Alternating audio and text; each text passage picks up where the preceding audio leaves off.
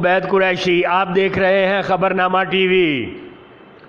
حاجی ملک پرویز کے فرزند دولہا ملک موبین پرویز کی مہندی کی رسم ادا کی گئی۔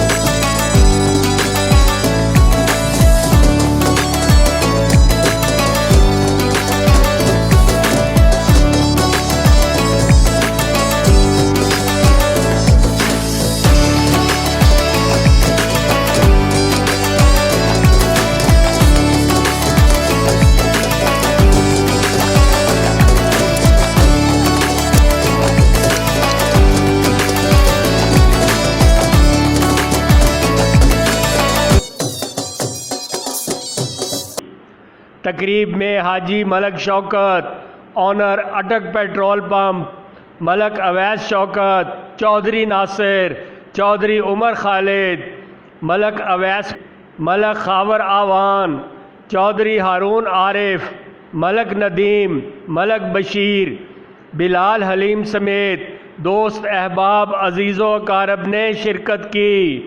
دیکھتے رہیے خبرنامہ ٹی وی، پڑھتے رہیے خبرنامہ میگزین۔ 81 راجہ ساجد، ہمارا چینل سبسکرائب کیجئے، شکریہ۔